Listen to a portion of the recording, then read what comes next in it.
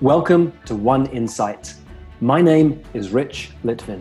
I grew up in London and I now live in LA. And this is a podcast for extraordinary top performers. You see, I've coached some of the most successful and talented people on the planet. I see what most people cannot see, and I dare to say what most people wouldn't dare to say. And what I know about success is that on the other side of it, it can actually be lonely. You can feel like more of an imposter the more successful you become. And when you're the most interesting person in the room, you're actually in the wrong room. I coach around insight. Life looks one way, something happens, the world looks different, and your entire world changes. It can happen in an instant. And this podcast is called One Insight because a single insight can change everything. In a moment, you're going to hear me drawing out Tudi's story. She worked at a high level at Facebook. She's worked at Series B funded startups. She's got a degree from Stanford in symbolic systems. This is a fascinating woman who thinks in fascinating ways. It goes all the way back to her childhood when she used to dream reading books by the British author Enid Blyton, and it stretches through her entire career and into this new career she calls coaching. At the end, I almost get seduced into a phrase she uses about lovingly challenging people. And then we both catch it at the same time. That's not who she is. She is direct and she is prickly, and we catch that, and it's part of her gift. One of the things you must do as a coach is not be afraid of what makes you different, not be afraid of what upsets other people, because that will have your clients say, oh my God, you're the person I need to speak to. You're the person I need to call. So enjoy this conversation, listen all the way through to the end where we get to that piece, and then work out, what is it for you? What's that thing that you don't want to own, feel kind of awkward about, but it will be your absolute gift as you transition from a leader into being a powerful coach. Hi, Tudi. Hi, Rich. How are you? Hey, I'm great, and it's a pleasure and an honor to be able to spend some time with you today. My intention is to help you look back at the world that you've been swimming in for the last 20 years or so, and maybe see some things about that world that when you're in it, it's hard to even notice about who you are, what you do. Sound good? That would be lovely. Thank you. Okay, cool. And then we can use that to articulate into the world for clients, for business, for who you are in the world. We live in this very crowded world where everyone's a coach, it seems like, right? And so how do you make yourself stand out? Well, you be more you than be more coach. There's enough coaches. Coaching is just a tool in your toolkit. You'll pull it out when needed. Sometimes you're a coach, sometimes you're a consultant, maybe a trusted advisor, whatever it is. You have all these different tools that you can bring out. So let's find out who Tudi is so we can share that with your potential clients and potential business partners and so on down the road. Sounds like fun. Okay, cool. So tell me, give me a little bit of your story, your career. What were you doing just before you became a coach? And tell me, we'll go back a little bit chronologically. Yeah, right before I became a coach, I was leading a design team, helping to create video products at Facebook. So I worked with a team of designers, and along with product managers and engineers, we built products to help creators build a business, tell their story, really tell the world who they are and what passions they enjoy on Facebook as a platform. Oh, I love that. The irony does not escape me that that's exactly what we're doing for you right now. Yes. So often we're really good at doing this for others, and we find it hard for ourselves. Yep. Yeah. What was your thing? You were leading this design team at Facebook. What was it? What was your particular skill set that had you be there? Yeah. I think I'm having a hard time jumping into just one.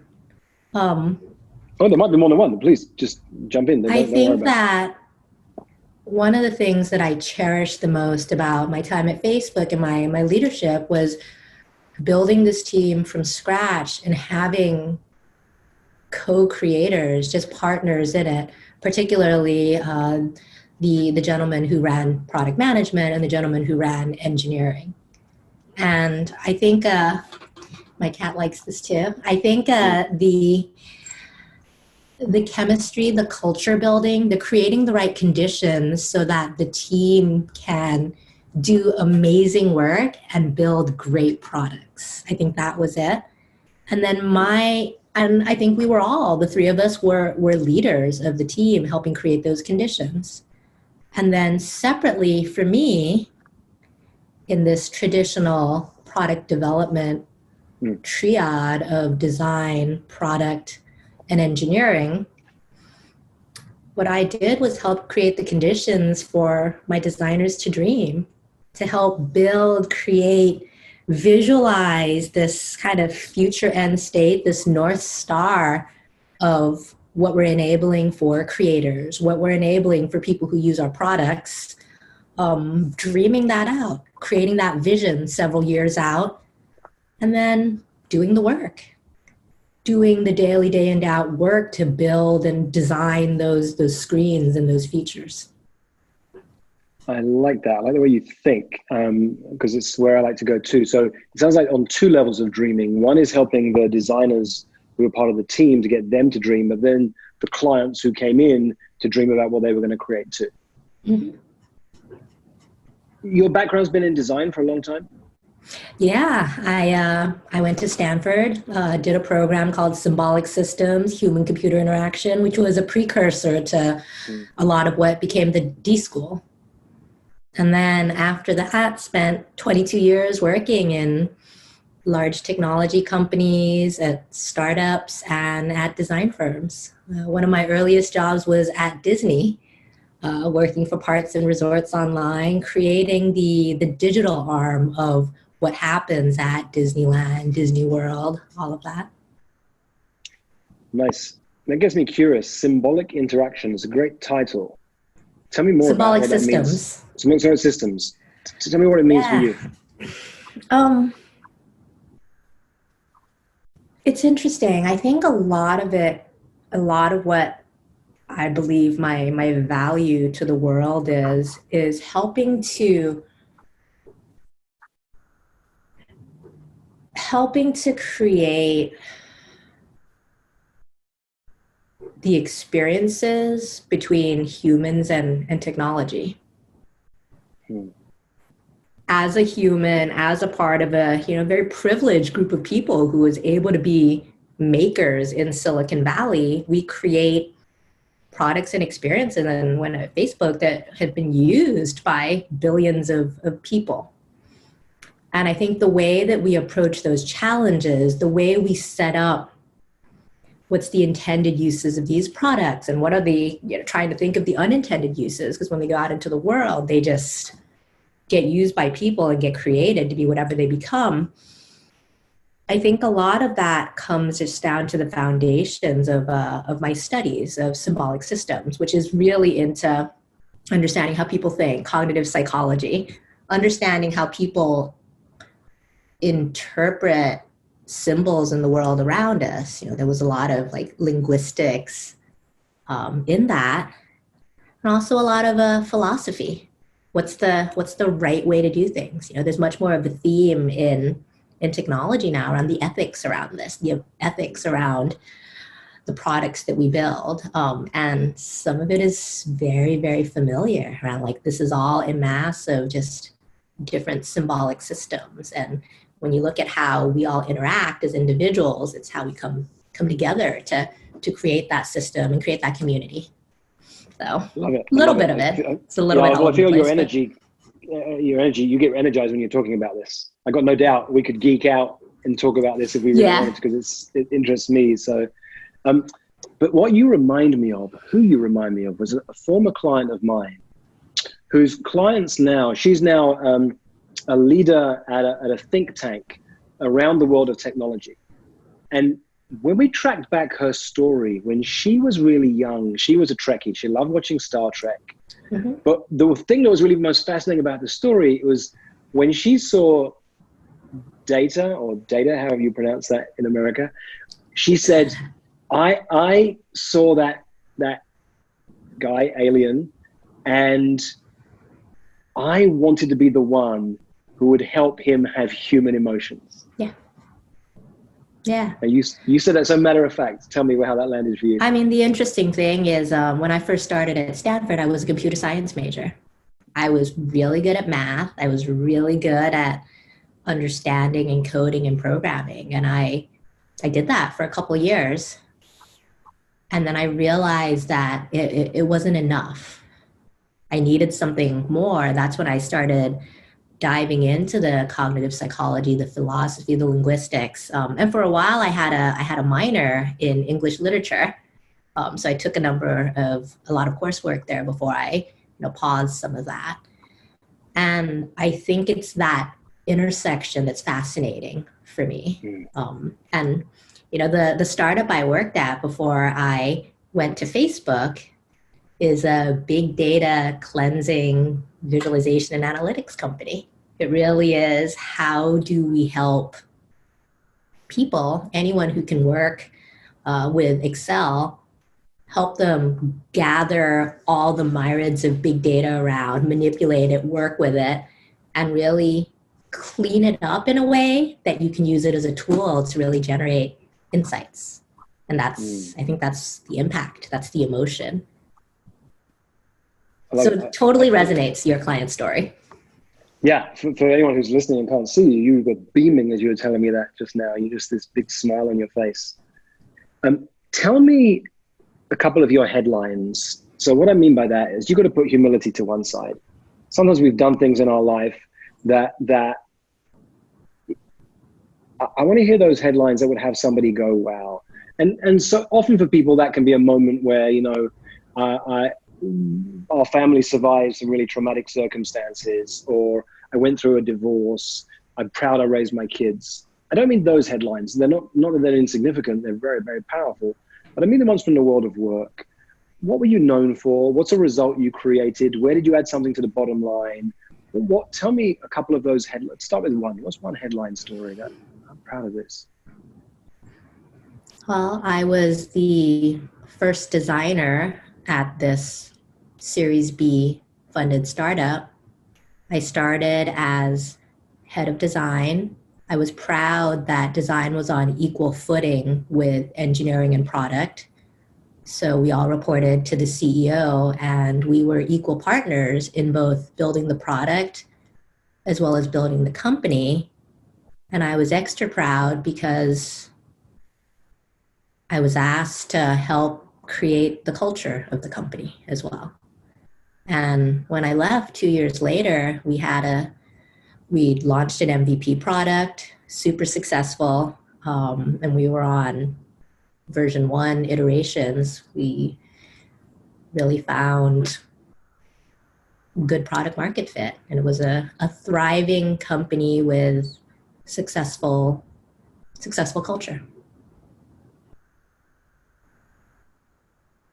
I love that on two levels. I love it, one, that the leaders of that company were able to see that your expertise, not just in design, but everything else that you studied from philosophy to linguistics, that you understand culture, and that culture is as important as anything else in building a product. Because we see it so much in the world that the companies that struggle are the ones that don't understand people. Mm-hmm. Yeah.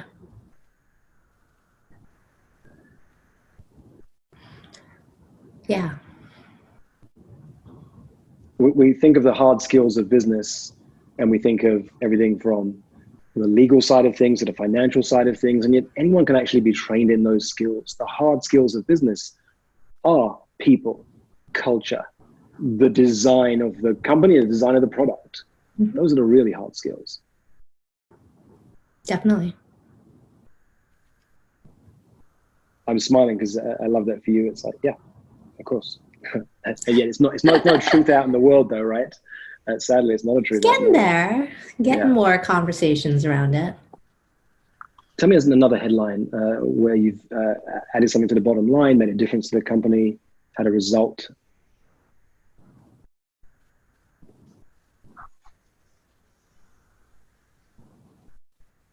It's funny, I'm going through like lots of different things in my head, and I think one of the things that I'm proudest of at Facebook is to help found a new team. When I was working on video, we saw that there was work supporting video creators scattered across a number of different teams. And I joined and helped shape a team that was focused on the video creator experiences and unifying all the disparate products and teams and serving as the central glue and creating a platform of tools to serve this new, very valuable type of person on Facebook. What did you see that nobody else saw? I don't really know that I can answer that question because I do feel that we were all unified together as the team to serve creators. Perhaps the one thing that was different was the value of creating a unified suite rather than having it more piecemeal, feature by feature. Let me take you in a different direction for a second. Yeah. What made you come alive when you were 6 years old?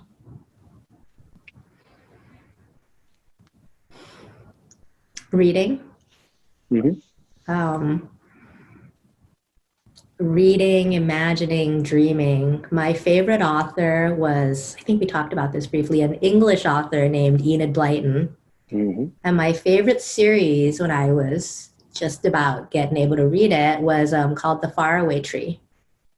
Mm. And it talked about a magical tree where when you scaled it, when you climbed it, on the top branches of the trees were in some clouds, and the clouds would switch off every so often, and it would be a new and different world on top, just to explore.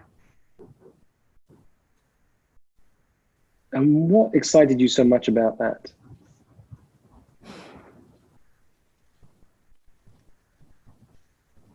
The magic, the newness, the adventure. Mm. The fact that it didn't matter. It could be the magical land of birthdays on top, but it could also be topsy-turvy, upside-down world where everything was going to be different and kind of screw you over.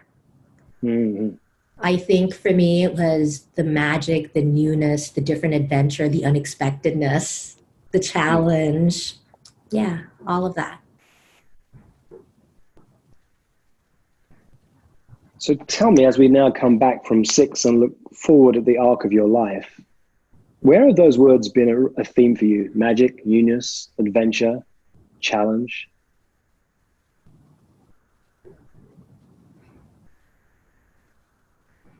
I'm pretty driven. I like new challenges. I like unknowns. I think in technology, we talk about maybe 2 different types of technologists. One is, people who want to iterate and build and make the thing better. So build the version 2, version 3, learn from what's happened around and learn from the research, from the people's reactions to it and make it better, improve it. And then the second is the completely wide open, brand new greenfield space of a 0 to 1 product. And I've always been drawn to the latter. That newness, that adventure, that challenge and potential for failure, because you fail a lot more. Mm-hmm. And that nervousness, but that nervousness also generating the energy and the excitement.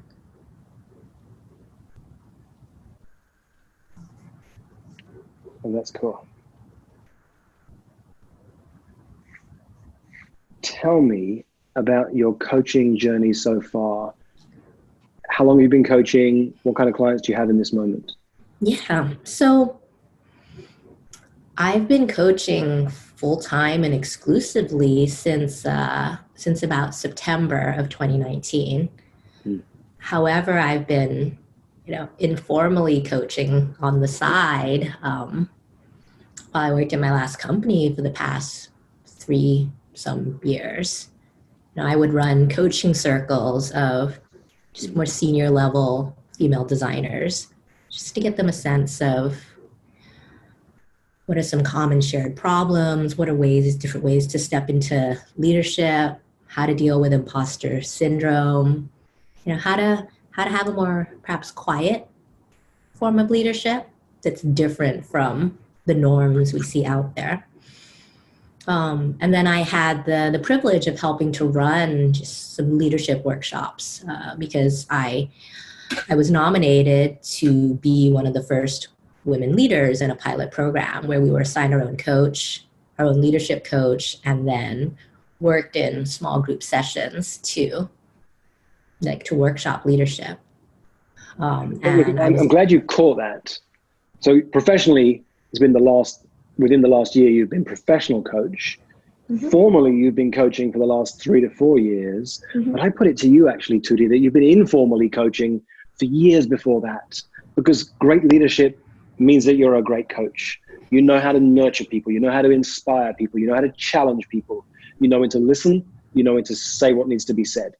And I put it to you, you've been coaching a lot longer than what looks like formal coaching.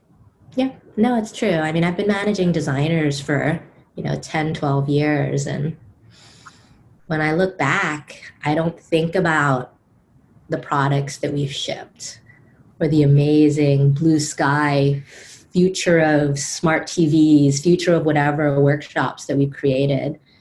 I think about the people.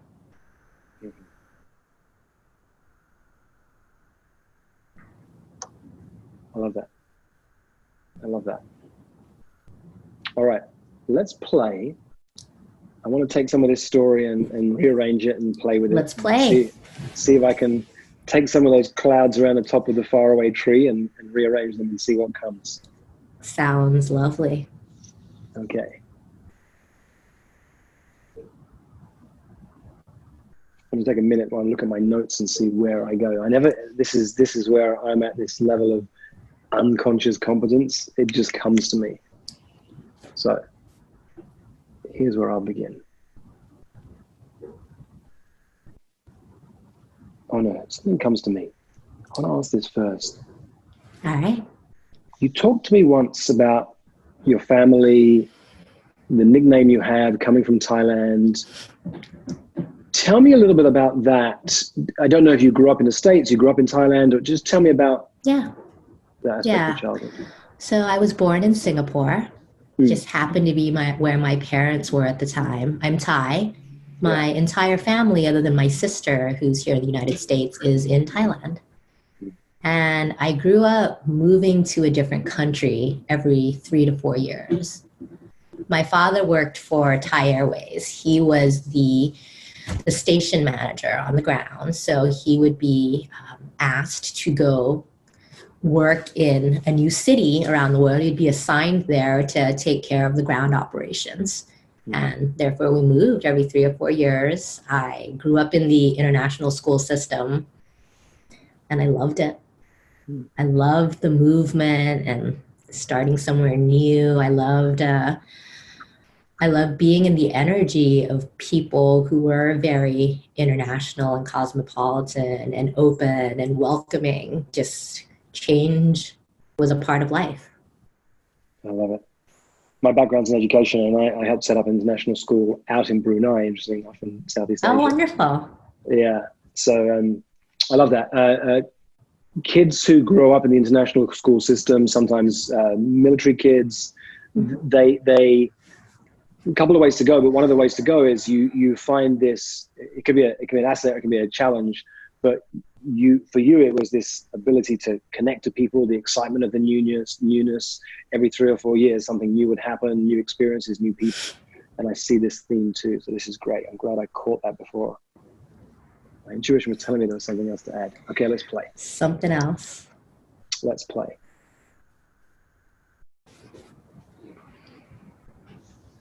what most people know about Tootie is that she led a design team at Facebook. She was responsible for not just the design of the product, but the design of the teams and how they work together. It's been a theme throughout her career. She's been fortunate to work in companies where they understood that design is just as important as product and engineering.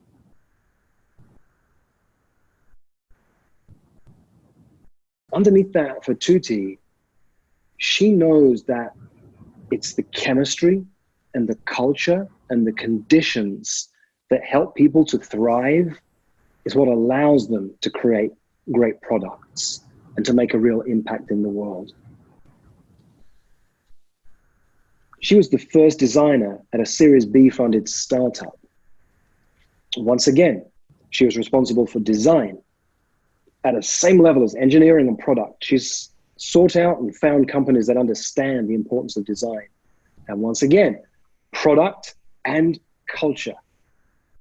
She's proud that they created a super successful product, but also a thriving company. Actually, it's because of the thriving company that the product was so successful. In a time at Facebook, she founded a new team, but she shaped and unified that team. You know, this goes back to Tootie's time at Stanford, where she studied what was called back then symbolic systems. Tootie understands how people think, how they interpret symbols, philosophy, ethics.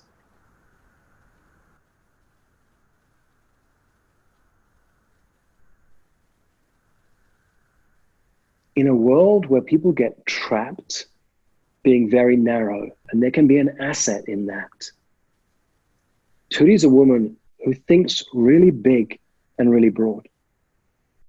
Her value to the world has been helping to create experiences that combine human interaction and technology. In her earliest days, she worked at Disney, helping them to build their online products. She loves to work with makers in Silicon Valley. But what most people don't know about Tootie is that she's been doing this since she was 6 years old. At 6, she would get lost in reading and imagining and dreaming. Her favorite book was The Faraway Tree. The clouds would appear in the top branches of the tree and create new adventures each time you opened the book. And these have been the themes upon which she has built her career and made a difference in every organization that she's worked and every person that she's come across. Because her values are of magic and newness and adventure. She loves challenge and she thrives in the unexpected. Tootie is driven. And what she sees is that there are two types of technologists. There are those who build and iterate and improve. And then there are those who dream, who love that completely wide open space of a 0 to 1 product. It's too scary for most people. There's much more chance of failure. But what that brings up inside of Tootie is this sense of nervousness and excitement all at the same time.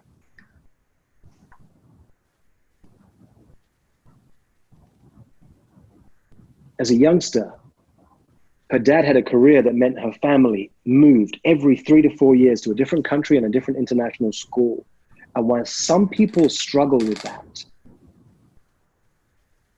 Tootie found excitement in the movement and in the newness and in the people.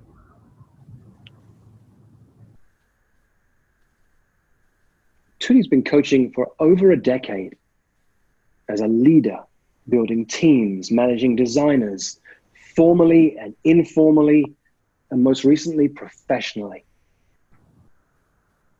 If you're a quiet leader, if you're a person who thinks big and thinks differently, if you get excited at the thought of blue sky thinking,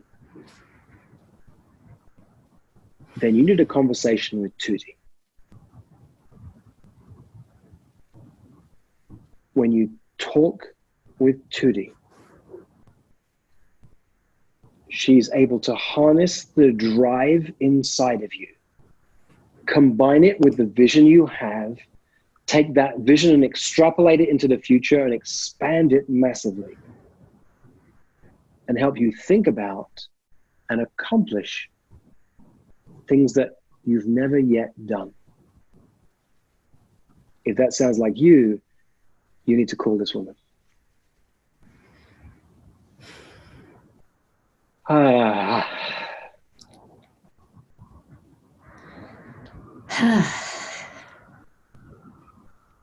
you doing? Good. The last couple of sentences gave me chills. Mm-hmm. Do you have words for that? You may not. This will be quite visceral. It's a resonance,